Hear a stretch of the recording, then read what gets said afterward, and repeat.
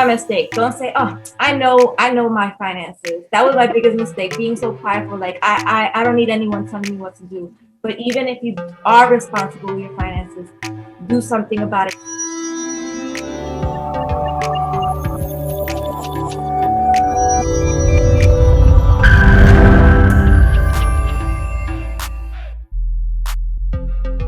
Hi guys, welcome to Live Life with Jay. I'm Jay and we have two special guests today, my besties! From the Zee Family, we have Naira and Diego. Say hi! Hi everybody. So today we're going to talk about how to get your husband on board with financial planning. But before we get started, I want to talk kind of like before you guys came together and started your plan. And I wanted to see, when did you realize that you yourself needed a change of mindset with your financials? Well, we got together in 2009, and at that time, I already had paid off my undergraduate student loans. And the only debt I had was my home when I purchased it in 2009. He had no debt at that time. So later on, in 2012, I graduated with my master's and I accrued my student loan debt. Then he went in 2016. Yes. 2016, he went to school and also got a student loan. And then he got a credit card and then a bank loan. And I had my credit card. I mean, it wasn't a big balance, but you know, all this started to add up together. But the good thing is that the most expensive thing was our wedding and honeymoon, but we already had paid that off in cash. So at that time, I would say it was just the mortgage, my student loan, his student loan, his bank loan, his credit card. And then we had like a medical bill there. Mm-hmm. And at that time, did you feel like you were handling your finances good together? Yeah. So I felt like I was doing my finances well because I grew up, you know, working, saving. That's all I did. And I'm the spender, so I like to spend money and just buy things. So it was hard for us. Yeah. At first it was hard. Yes.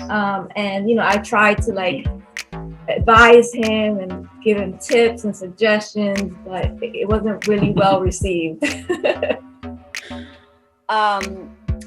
When was the aha moment that you were like, okay, I need to get my husband on board? So I believe it was the summer of 2017. I had a beach day with my besties, CHRISSY, ZAYAS, and Narvaez. And we were talking about finances and they brought up Dave Ramsey in Financial Peace University. And, you know, I'm just like, no, I don't need that. I'm pretty good with my finances. I don't need, you know, somebody else in my finances. I'm pretty good at saving and paying off my bills. But then CHRISSY suggested, well, maybe you can do the class together with Diego so that somebody else is telling him what you are trying to tell him. So you ladies pretty much gave me that aha light bulb moment. And Diego, he's always very supportive with like things that I want to do, like classes or events or things like that. So when I brought it up to him, he was like, sure, let's do it. So I looked for a local church and they had Financial Peace University that was going to start in September. We signed up and that was Diego's aha moment. Well, after we finished the course, well, not even after, like after the first class, that was it. You know, he was hooked. And then everything that I used to tell him, somebody else was telling him on video. So since they're the professionals, he listened to them, but I'm glad that he did. Did you have any comments on that? Well, at first it was hard for me. You know? No, I didn't say it wasn't hard, but at least Eventually, yes. opened your eyes. I changed, you know. And I feel that it is important for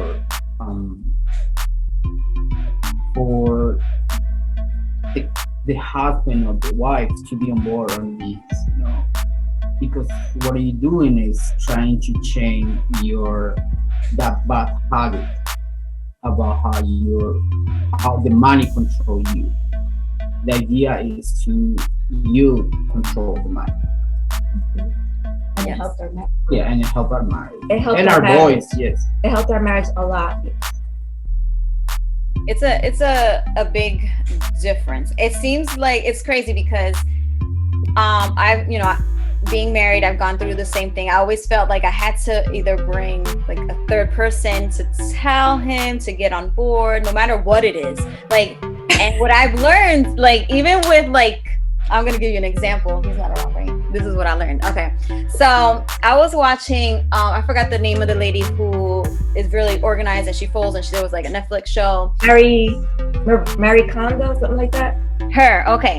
So I was like, I had watched the first episode. I was like, oh, this is great. You know, there's things that I was doing and things that I wasn't doing.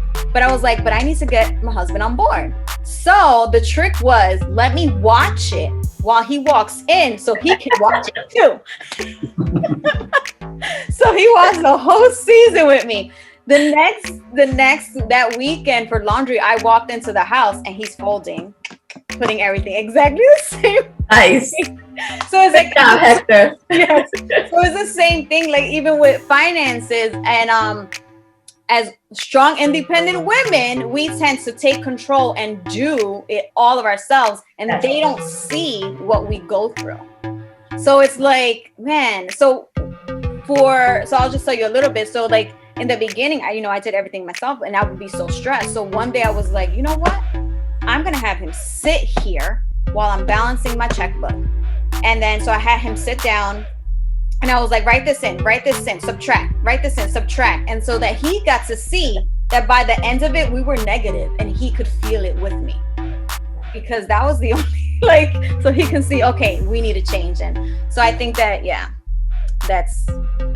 it's important to have to do it together to make sure we get those bad habits out. Yes, and that made a big difference. Yes. Like when we started the Financial Peace University course, we did exactly what you just said. Like I took out my Excel sheet, I put all of our expenses, I put all of our bills, all of our debts, and had him actually see it and feel it. So you're 100% right. And once that happened, another aha moment. Yeah. And that kind of answered the next question of what did you find that helped you get your spouse on board? Was there anything in addition to what we just mentioned? Just was more also thinking on our boys' future. So we want them also to be on board, to learn about their grandson, and just to also change their life. Yeah, so we're like planting seeds for them to change the generational cycle of being stuck in either poverty or living paycheck to paycheck, living in debt, getting debt. So not only did we introduce them to Dayland, we introduced them to financial freedom, period. We introduced them to how to live without debt and how to,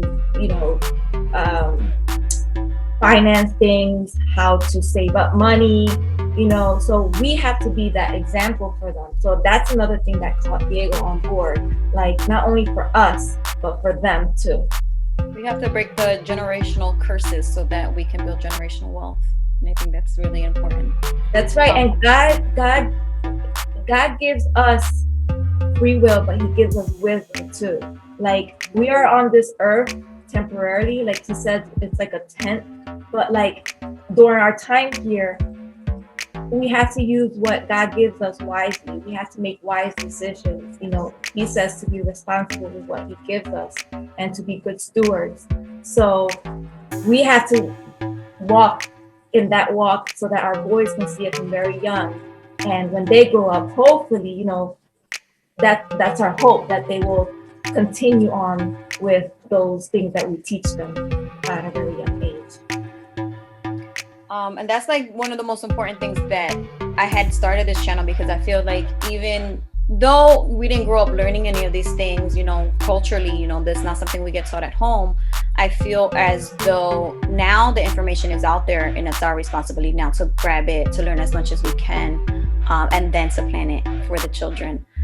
My personal aha moment was in the class when he showed how much, I forgot the names, but the two teenager, or one 20-year-old and one 30-year-old, their investment at the end. And I was like, what?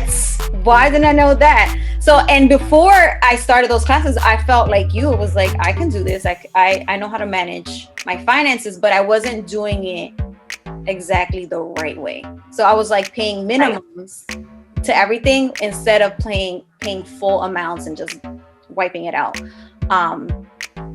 So yes. So I think let's move on to like the more exciting stuff. Tell us a little bit about your financial journey. When did you start and how much you paid off and whatever good stuff you want to tell me. I got this. Okay, he said I got this. All right. So I kind of wrote a timeline to, you know, so I don't go off tangent. But September 2017, we did the Financial Peace University. Our adjusted gross income was about $55,000 at that time.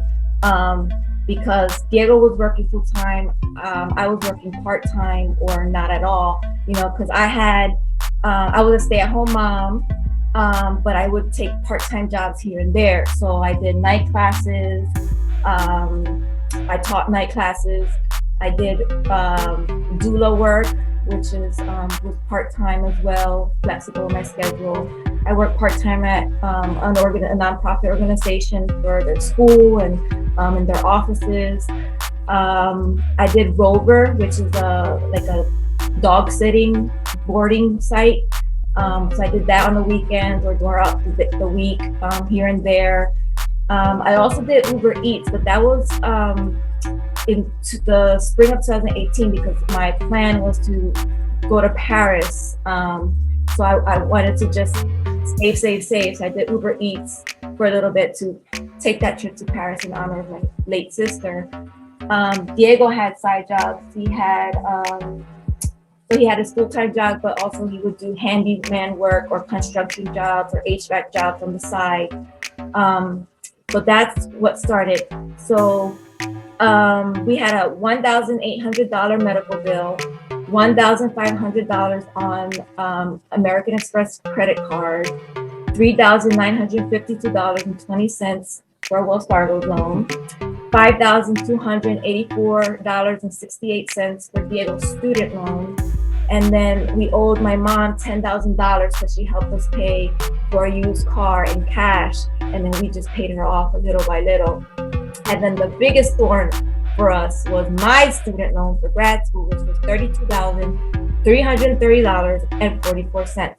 So the total amount was $54,867.32. So between September 2017 and 2020, we paid off the medical bill, the American Express card, the Wells Fargo loan, Diego's student loan, and the car, and what we owed my mom for the car, which was a total of $22,536.88. So then that left us with the thorn in our flesh, which was my student loan, which was $32,000 plus.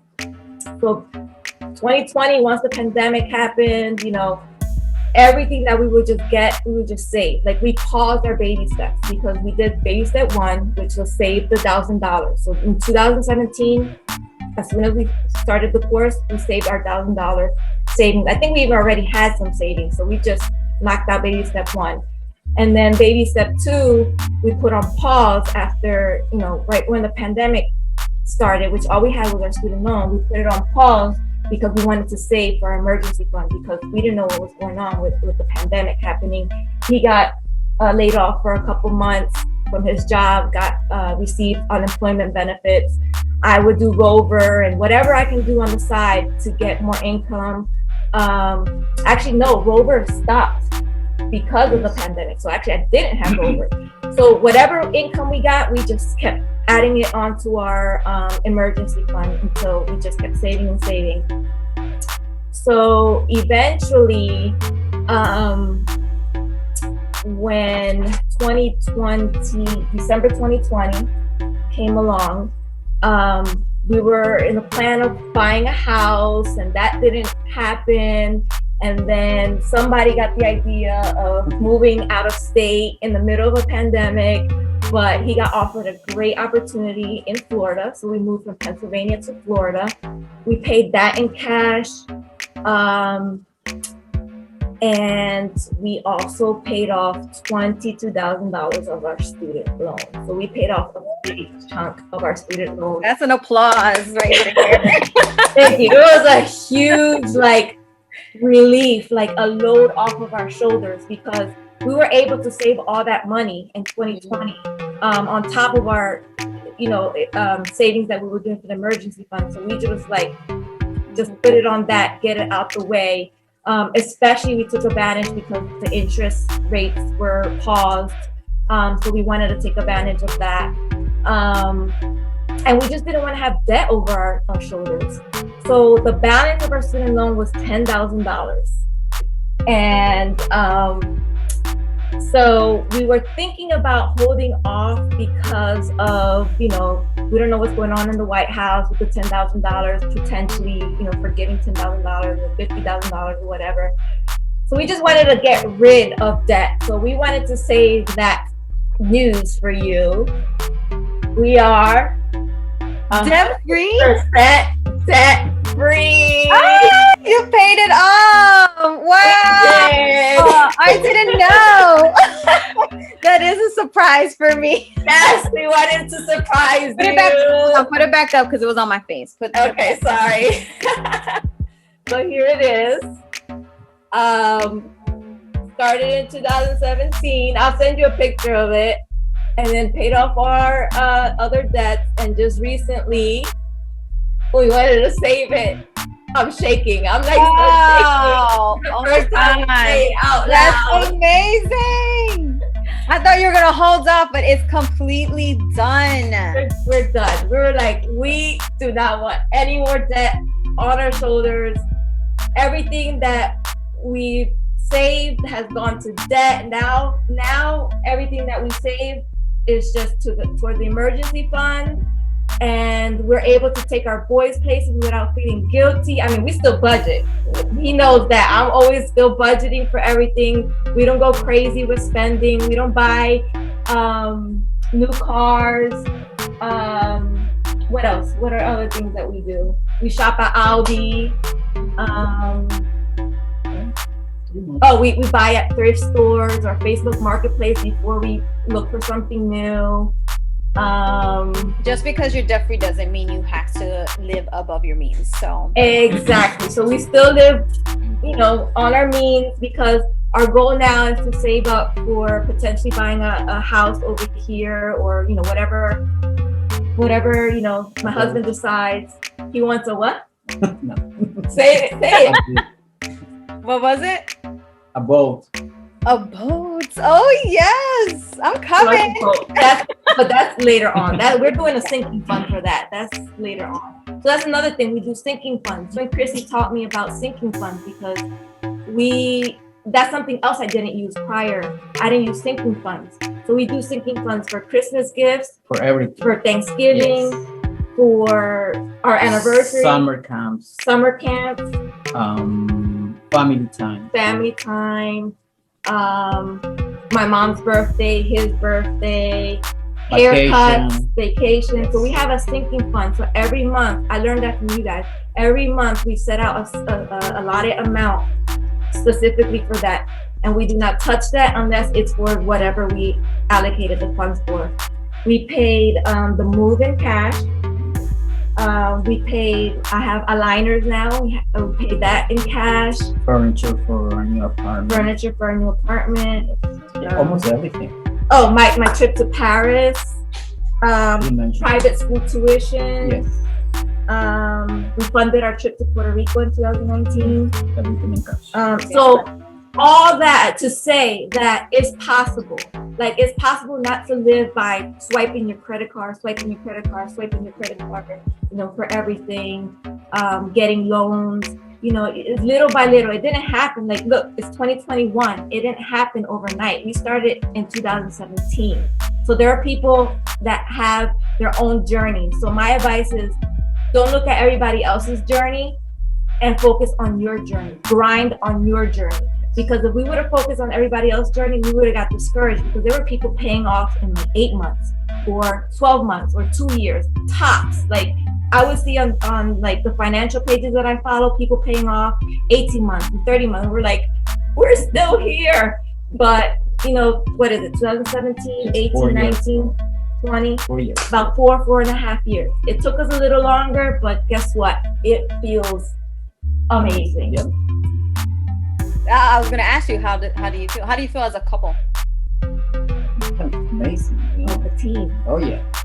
Like a team. Because once he got on board, it was so much easier. I mean, we made our mistakes here and there, but guess what? We forgave each other and we just kept going. Yep. So yeah, it's after him getting on board and opening his eyes, opening his mind, it made it so much easier. Made it so much easier to just like be gazelle intense and focused and motivated. So I thank him a lot, because if we weren't a team, this would not have happened. It definitely. This is amazing. I'm so excited. I get excited for these stories, especially you just ended it like, we're debt free. That's it. We're done. Well, this is towards the end. So I appreciate you guys so much for being here. But before we go, what would you like to tell our viewers, or tips for them to get like their significant other on board as well? I think the best thing at the end is the feeling of freedom. So every sacrifice that you made is worth it. So, and yeah, just be a team, and remember your whys. yes, Just remember why you're doing it. exactly. Keep that. That's important. Yeah. Keep Yes. the eye of the enemy. And then even throughout our debt journey, give, because it will multiply. Like, if that's something I read in people's like feeds and groups that I'm in about financial freedom, and is that just give, because God will bless your finances when you keep praying. And oh, how can we forget about that? Prayer. Like, there are so many times that we would like have friction, or something would try to creep into our marriage, and we would just stop and pray. And as soon as we invited God into it, into our finances, into our marriage, into everything just started to, you know, be blessed. And I'm not saying it's perfect or easy, but when God is in it, it's blessed. The devil hates happy marriage. Yep. Satan hates happy marriages. This is great. I'm so excited for you guys on your next journey. Get those sinking funds in. Where can people find you? Because you do have a YouTube channel. You can share your Instagram handle and your channel. Thank you. So our page is the Zee Family Academy on YouTube. Instagram is the Zee Family 4. And Facebook, the Zee Family Academy. And I just share our homeschool journey, and I also share our journey with teaching the kids about finance and you know, financial peace and money management and all that. So it's a little mix of everything. It's about homeschooling, being a new homeschooler, because, you know, during the pandemic we decided to homeschool our kids, which helped us a lot actually financially, because we didn't have to pay the tuition anymore. So yeah, so feel free to check it out. And our son is actually he has launched his business plan. He's a little CEO now of his lean bear stand. So if you want to find out what that's about, go check out our channel and give Julian some love and see what he's about to do, being a little kidpreneur, a little child entrepreneur. share his Instagram handle. J and J Limber Cooler, and that's Limber. Limber Yes, check them out. Thank you guys so much. I'm so excited. I can't wait. Thank you for having us, and thank you for the beginnings. Thank you and CHRISSY so much, CHRISSY ZAYAS and Jay Narvaez, because thanks to them and introducing us to a whole new world of finances. Don't tell people. Learn from my mistake. Don't say, "Oh, I know my finances." That was my biggest mistake, being so prideful. Like I don't need anyone telling me what to do. But even if you are responsible with your finances, do something about it, because you can be better. Because now we know about retirement, we know about investing, things that our parents didn't know about and that didn't teach us. So now we're learning about it so that we can pass it on to our children. And that's going to be your next steps to be able to have enough to retire. Baby steps more, baby. Thank you so much for your transparency and sharing real numbers. Not everybody does that, but you were able to do that for us. So thank you so much. Any last minute words or anything? I think it's good. Yeah. Happy 10-year anniversary to us. Happy 10-year anniversary. Debt free is our gift to each other. Debt free. And it feels amazing. Yes, great job, guys. I'm so excited. So you guys check them out, Zee Family Academy. I will put the link in the description and put their Instagram handles on the screen. If you haven't subscribed to my channel yet, hit the subscribe button, hit the bell for notifications, and comment down below. Thank you guys for watching. Thank you. Thank you. Bye. Bye.